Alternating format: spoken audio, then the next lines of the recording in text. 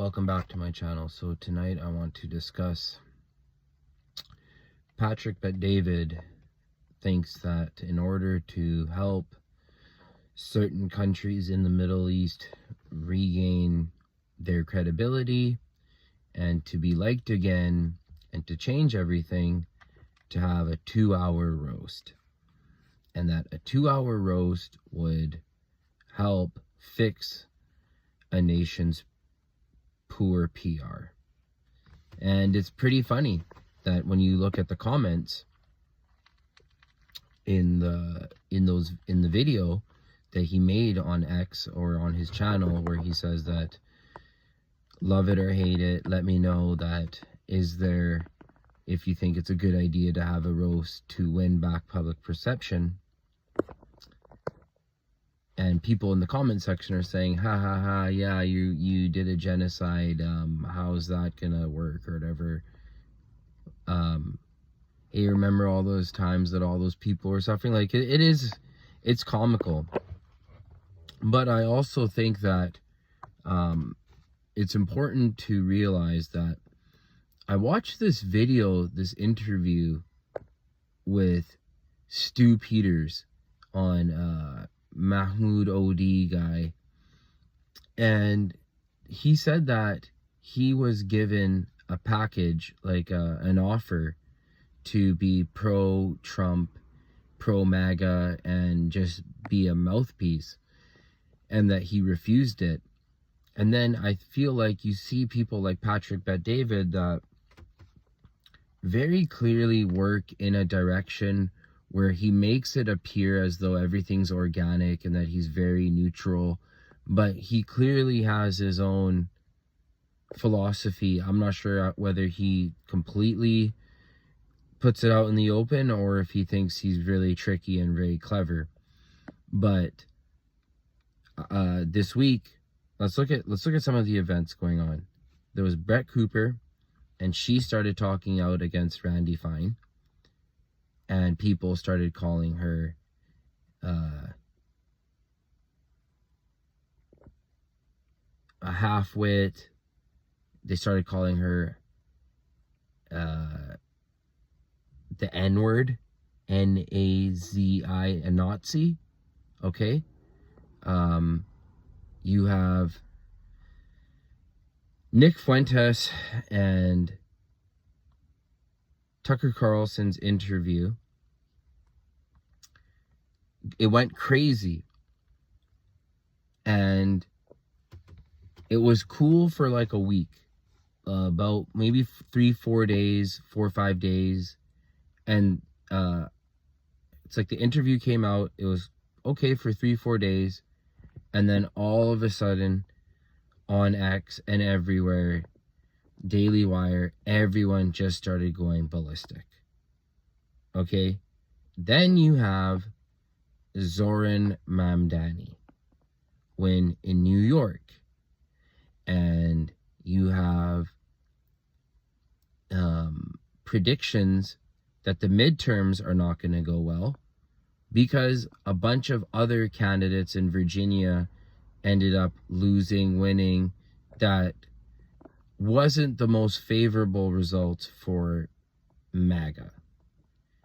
And then you have this whole new thing right now going on where there's MAGA versus America First. And you have people like Ben Shapiro claiming MAGA. And I seen a comment the other day, I think by Harrison Smith, that MAGA is, or Owen Schroyer, I'm not sure, but someone said that MAGA is now establishment and America First is more America First. So there's a lot going on. There's a whirlwind of things going on. And now let's take it to a religious level, in that, you know, everything can feel good, and then all of a sudden there's just chaos after chaos in terms of all these events that seem to be out of control of the puppet masters. It just seems like there's just one domino after the next, after the next, after the next. So many events happening that in a way, Donald Trump never really hit the affordability inflation issue that well. That's what it seems like. People are not saying that, wow, stuff is so much cheaper. Maybe the prices haven't gone up as much, which they have, but it doesn't seem like things have gotten cheaper. And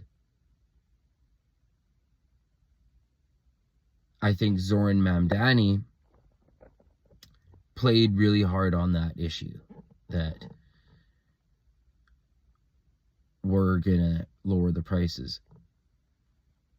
And this all ties back into Patrick Bet-David and the fact that there are people that are clearly working an agenda and say things that make them look very stupid and irreparable career PR damage control, and will not be able to fix it. What do I mean? Look at Jordan Peterson. He put out some weird comments on Twitter and he's just vanished. It's weird. It's weird how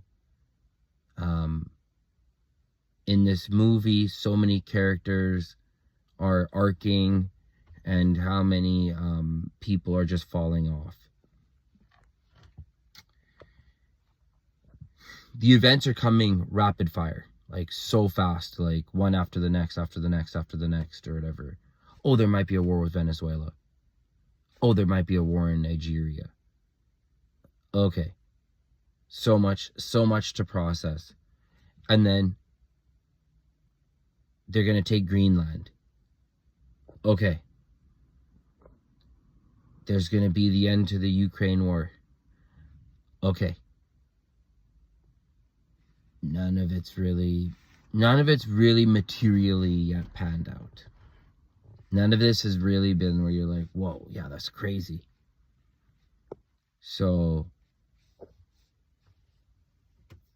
you know, people would laugh at Joe Biden, but I watch his things, and he said the whole, like, if you don't vote for me, you're not black thing.